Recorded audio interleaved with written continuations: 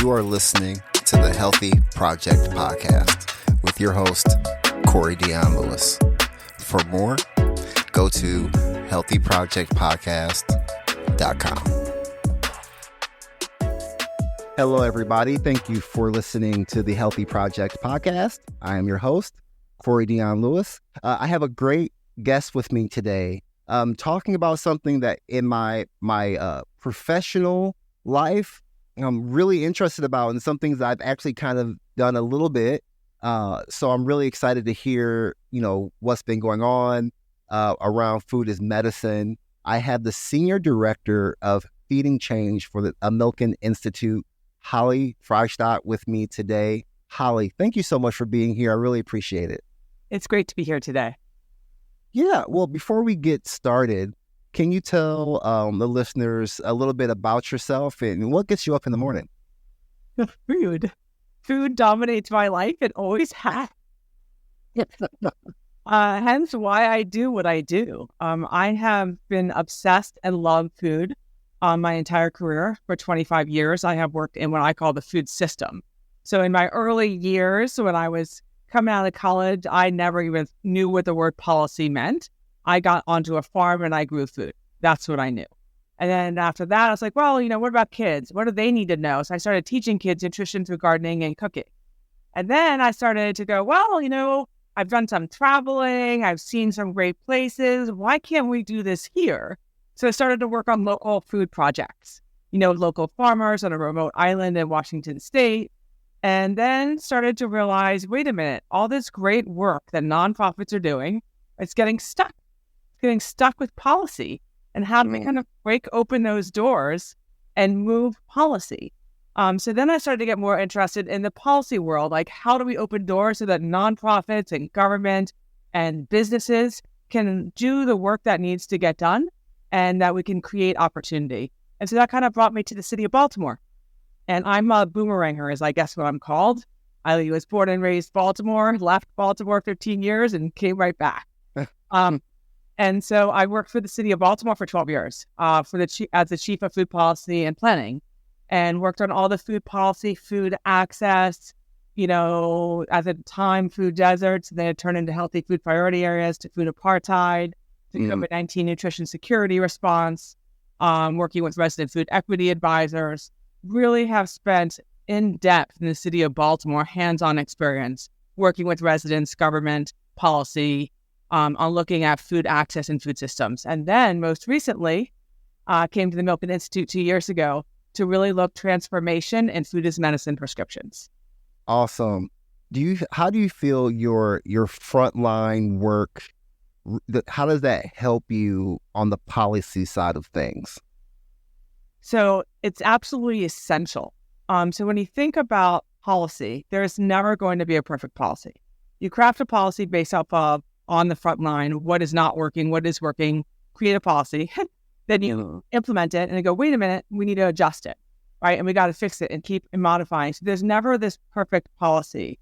But I think kind of bringing into the frontline experience of in Baltimore, one of the big things that has been a huge focus and still is a huge focus is food access, right? We need to have food access, look at equitable, nutritious food. We want to see nutrition security.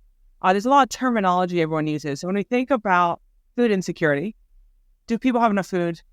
Do they go to bed hungry? Doesn't mean it's right. Doesn't mean it's nutritious. Doesn't mean they're thriving in their life. Do they just have food? Are they hungry? Right? Nutrition security, the foods you need to be healthy, and that's important. And so that's a lot of the work we've been doing in the city of Baltimore. But since COVID, really what we've been saying is even with, and this is kind of the epiphany of one of the reasons why I left the city, this is an ironic story, is during COVID-19, we had a very significant budget. I was operating budgets in like millions, and then suddenly I'm in like $50-60 million of budgets, right? We're able to provide 18,000 produce boxes a week in 90 community sites for 2 consecutive years, increasing fruit and vegetable serving sizes by 1 per day for almost every resident, especially in the healthy food priority area. So we saw this huge, increase in fruits and vegetables, through on the COVID-19 response that we weren't able to mobilize necessarily prior.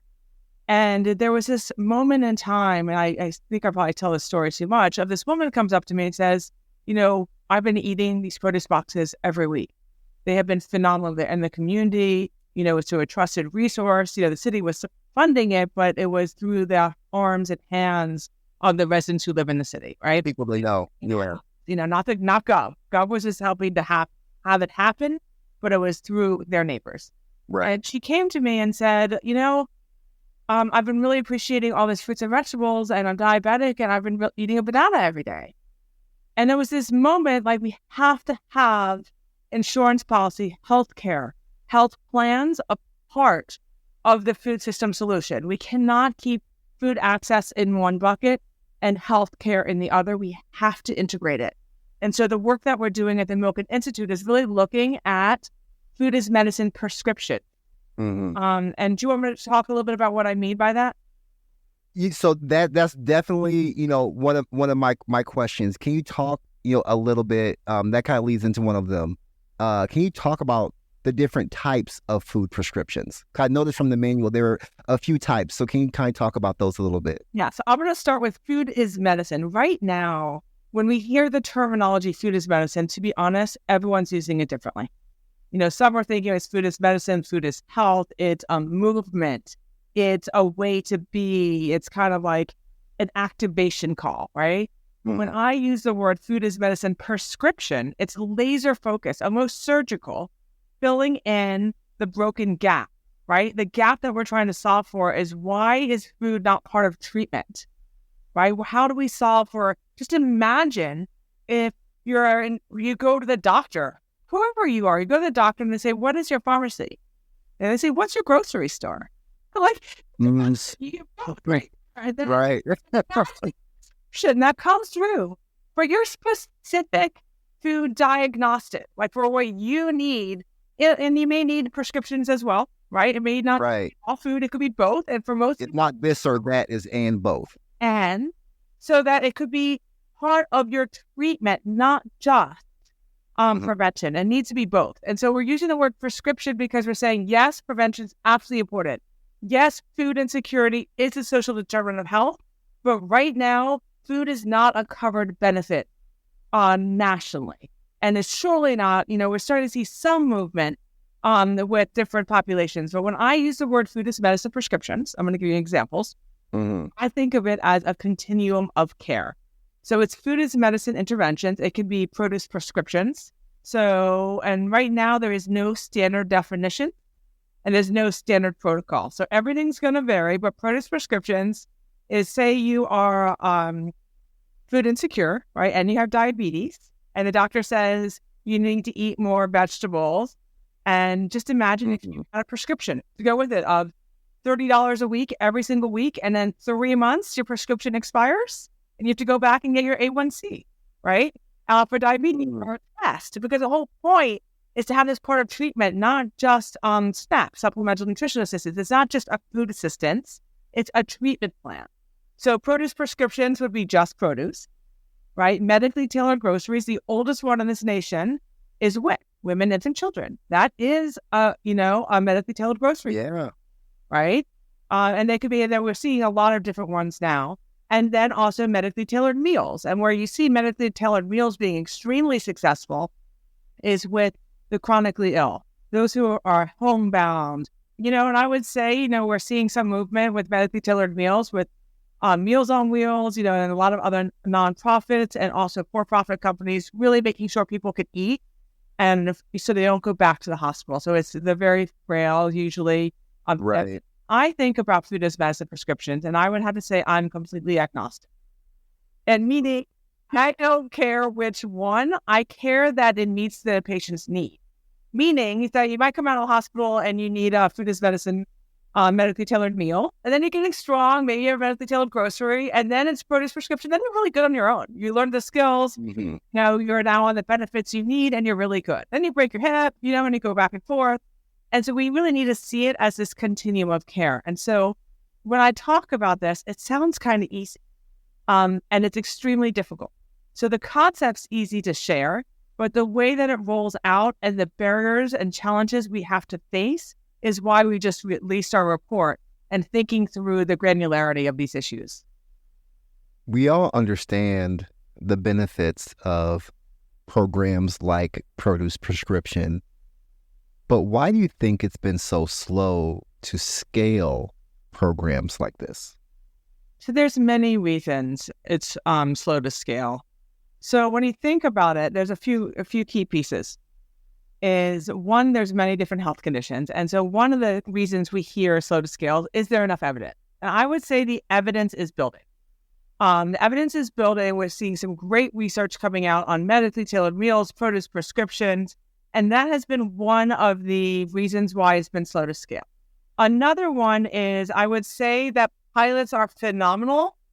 However, they're very hard to aggregate, right? And so we have seen 1 million pilots across this country, from grassroots organizations to retailers to health insurance plans. But then when you try to then add it all up, everyone's doing it differently. And it's a catch-22, to be honest, because when you go back to equity, what do? You meet the community and the person at where they are. So these programs are really good at meeting community-based need. But if we're trying to move a federal policy agenda, we need to have, the information we need to push the agenda needs to be aggregated. So I think that's another piece. But really, and I want to tell you a quick story of Baltimore and then get to another reason. So when I started in Baltimore City, I think it was in 2010, in that first few months, I started working on the Farm Bill. And the main purpose of the Farm Bill, going back to your policy question, was at that time, you could not use SNAP benefits online.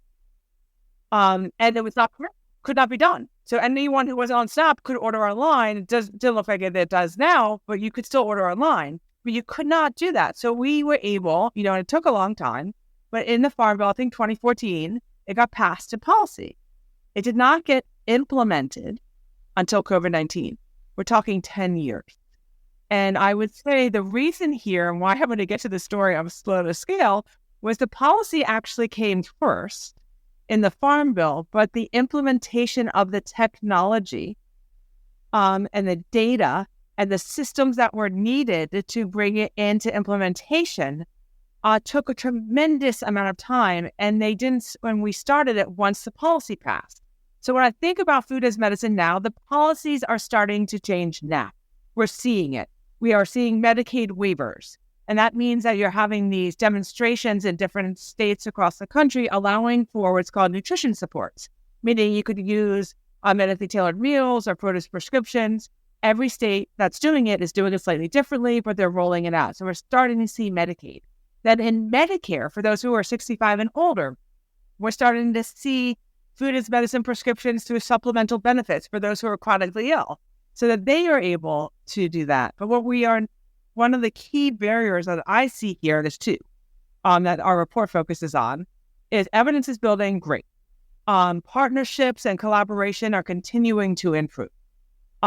Strong collaboration of nonprofits, the Food as Medicine Coalition, grassroots organizations. We're starting to see those coalition bases of all sectors coming together.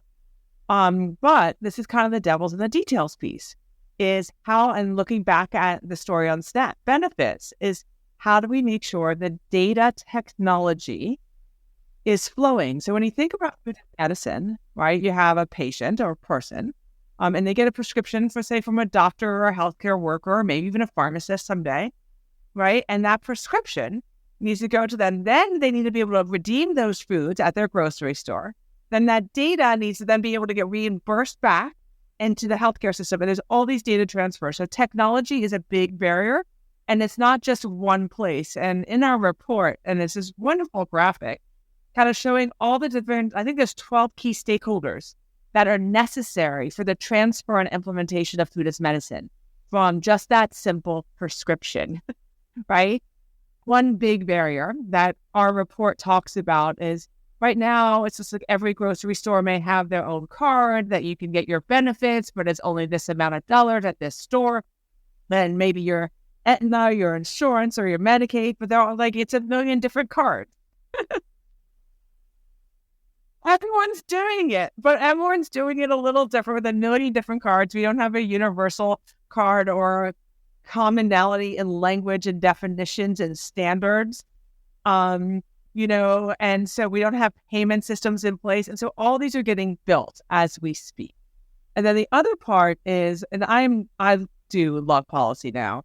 And I have to say, even in the perfect situation where we say we get everything we hope for, where Medicaid and Medicare and private insurance plans are covering, food as medicine prescriptions for certain conditions, right? And incomes. Guess what? That alone will not be enough. So that money may cover the food costs. But what about the technology upgrades? What about for HIPAA compliance? And what about all the other components that we need to be able to scale this? So another recommendation in this report is looking at really food is medicine, fund. Like how it can be blended financing. Like how do we take money from the federal government, state money, other jurisdictions, grant money, and be able to have a fund that will be able to cover the full cost. Some of it can be reimbursed through policy. Some of it might be supplemented through grants, but that it allows for the full coverage of costs. Right. So for me, correct me if I'm wrong, but it sounds like there are a lot of players and we need to simplify it, but there are all these players that are kind of making it harder to do.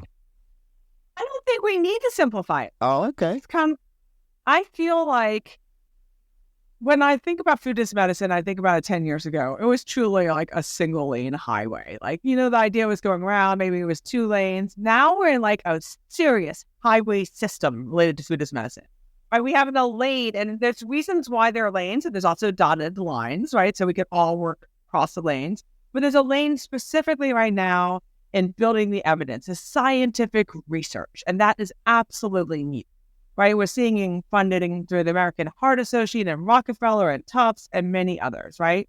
And also USDA has a grant through GusNIP. So we're seeing kind of like building this evidence base. Then you have the nonprofit grassroots coalitions, the Food as Medicine Coalition, and many others, on the ground doing the work every single day, right? And then the lane that we're really thinking about when we think about who the Milken Institute is, the work we do here, we sit at the intersection of finance and health. In my interpretation of that, we sit at the intersection of finance and food system, or food as medicine. And so we're looking at what is not being addressed right now. And so we're focused in on how do you finance it and fund it? What does that look like? And what is the technology barriers and opportunities and solutions? And so that's the lane that we've been working on. In addition to, I lead the Food as Medicine Task Force for the Milken Institute. That includes 15 insurance companies and health systems and 10 retailers. And then we have an advisory group that includes academics and nonprofits. And really the purpose here is a multi-stakeholder perspective from the payers to the providers, to the retailers, to the consumer, to understand all of the different aspects that need to be addressed. Right. I'm curious, Holly, what type of feedback are you getting from providers about giving these prescription or these produce prescription programs? What are you hearing from them? So this is what makes this conversation really unique. So when we think about a provider, right, normally you think of what? A doctor, right? And it may be a doctor, and it could be a doctor, but it could also be a pharmacist. It could also be a social worker, a community health worker. Food can be a prescription, and multiple different providers could be able to do that. And I think that is a very interesting piece because we also know that healthcare and doctors sometimes are barriers for many or for some, and they may feel uncomfortable going to the doctor, but they go to the pharmacist all the time. Or they may go to, the grocery store that has a dietitian there. So I would say what's interesting in this is it allows for multiple types of providers and healthcare to be able to provide prescriptions, or this is the goal. I'm setting the vision right here. I'm not saying it can't be right now. And I think that it brings up some of these bigger questions, right? Like, what is the training? Is it about, do providers have the experience? Some do. And some just need to understand who to refer to. Here's a dietitian you need to go to. here's a prescription, or a dietitian who can give you a prescription. And so I think it will really vary. And I think that what's interesting is the main goal here is that it needs to be patient-centric, right? And so I think one of the challenges we've seen is that when we're trying to solve it from a policy way, or trying to get medically tailored meals, we're thinking about what the actual product is versus how do we make it really easy and accessible to the patient that they can get the foods they need easily, affordably, and accessibly. Right. I love that. And I think this is a great opportunity, especially in the community that I serve. Transportation is a huge issue, but what's not much of a barrier is going to the church that's right down the street, and they already trust the people that are there, and it's within walking distance, it's in their community. And I think empowering professionals to give food prescriptions in the community where they are already trusted is so powerful. So that brings me to, as you were talking, it brings me back to my Baltimore days of the Black Church Food Security Network, right? And then there's also the Farm Alliance of Baltimore, where they're really looking at how do you bring, food, and empower community to grow their own food or have access within their own community. And I think that's absolutely necessary. And I think one of the things that we have to figure out, and I've also seen some health systems have farms, and where go to their farm and get their prescription there. And so going back to sort of the report we released, the issue here is how do we make it accessible so that your church or your community organization or your big grocery store can actually redeem it, and make it so that it is still HIPAA compliant if it's going through insurance. And so those are some of the complexities that we're starting to think through. Right. So, my last question for you, and I want to be mindful of your time. How close are we to something like this being nationwide? Where are we at with that, in your opinion? All right. So I'm going to reframe that question. So I would say that we are seeing the movement state by state right now. So when you talk about like Medicaid, a few years ago, we had, one state with a Medicaid waiver to allow food medicine prescriptions.